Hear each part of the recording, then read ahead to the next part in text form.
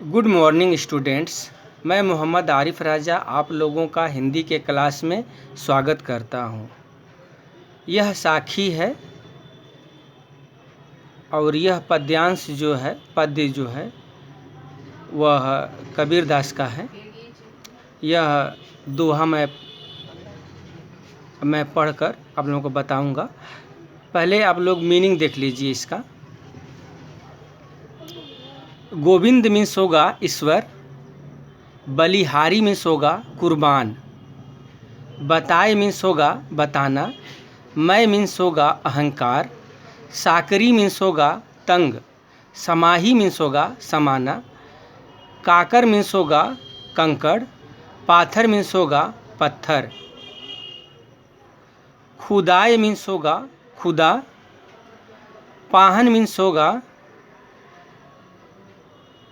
पत्थर, पहाड़ मीन्स होगा पहाड़, चाकी मीन्स होगा चक्की, कागद मीन्स होगा कागज, लेखनी मीन्स होगा कलम, बनराय मीन्स होगा जंगल, मसी मीन्स होगा स्याही,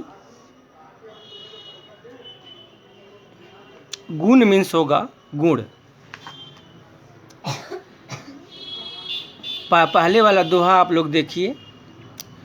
गुरु गोविंद दोऊ खड़े, काके लागू पाए, बलिहारी गुरु आपनो, जिन गोविंद दियो बताए। इसका व्याख्या आप लोग देखिए। कबीर दास कहते हैं कि उनके सामने गुरु ईश्वर दोनों खड़े हैं, परंतु उन्हें यह समझ नहीं आ रहा है कि वह सबसे पहले किसके पाँव को स्पर्श करें। कबीर जी कहते हैं कि वह सबसे पहले अपने गुरु के पाँव को स्पर्श करेंगे, क्योंकि गुरु के द्वारा बताए मार्ग पर चलकर ही उन्हें परमात्मा की प्राप्ति हुई है।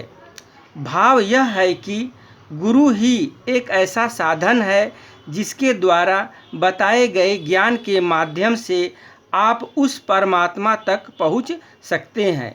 इसलिए वह अपने गुरु पर बलिहार जाते हैं, अर्थात कुर्बान जाते हैं, जिसने उन्हें उस परमात्मा से मिलाया है। अब आप लोग 2 नंबर देखिए। जब मैं था तब हरि नहीं, अब हरि है मैं नाही, प्रेम गली अति साकरी, तामे दो न समाही। इसका व्याख्या आप लोग देखिए।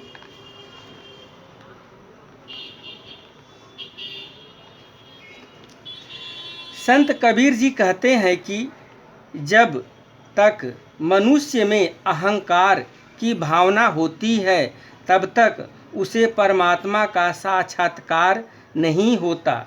परमात्मा का वास वहाँ होता है जहाँ मैं नहीं होता। अहम और भगवान दोनों एक साथ नहीं रह सकते। कबीर कहते हैं कि प्रेम की गली बहुत तंग है, उसमें अहंकार और परमात्मा दोनों नहीं रह सकते। तात्पर्य यह है कि अहंकारी व्यक्ति कभी परमात्मा को नहीं पा सकता। अब आप लोग 3 नंबर देखिए। काकर पाथर जोरी कै, मस्जिद लई बनाए, ता चढ़ी मुल्ला बाग दे, क्या बहरा हुआ खुदाए। इसका व्याख्या आप लोग देखिए।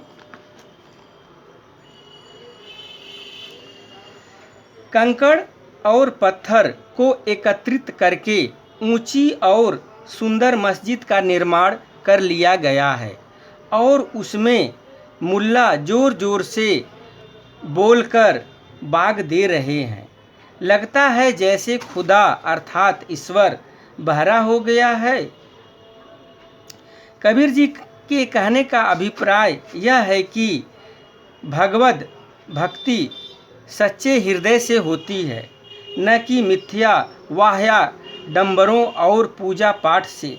कहने का तात्पर्य यह है कि ईश्वर सर्वत्र व्याप्त है और उसका इबादत सच्चे दिल से होना चाहिए।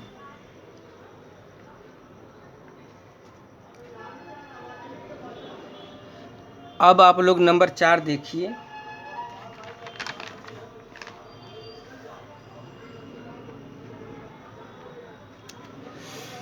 पाहन पूजे हरि मिले तो मैं पूजूं पहाड़, ताते ये चाकी भली पीस खाए संसार। इसका व्याख्या आप लोग देखिए।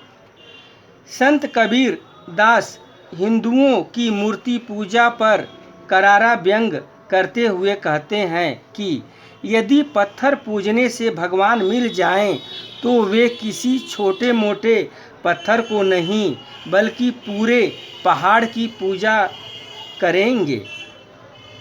कबीर जी कहते हैं कि पत्थर की बनी उस मूर्ति से तो यह चक्की ही अच्छी है, क्योंकि इसके द्वारा पीसे गए अनाज से लोगों के पेट भरते हैं। कहने का तात्पर्य यह है कि वह वस्तु अच्छी होती है जिससे कोई लाभ हो। अब जो है नंबर 5 आप लोग देखिए। सब धरती कागज करौं, लेखनी सब बन राय, सात समंद की मसी करौं, गुरु गुण लिखा न जाए। इसका व्याख्या आप लोग देखिए।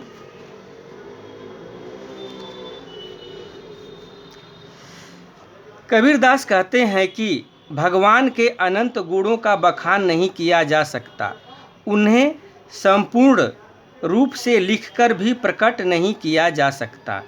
इसके लिए यदि सातों समुद्रों की स्याही बनाई जाए, सारे जंगलों के पेड़ों की कलमें बनाई जाए तथा समस्त पृथ्वी को कागज के रूप में प्रयोग कर लिया जाए, तब भी ईश्वर के गुणों का वर्णन नहीं किया जा सकता, क्योंकि ये सब ईश्वर के अनंत गुणों का वर्णन करने के लिए पर्याप्त नहीं है।